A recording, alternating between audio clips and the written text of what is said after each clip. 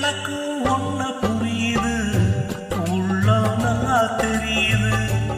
அன்பு நம்ம சேர்த்தது, ஆசை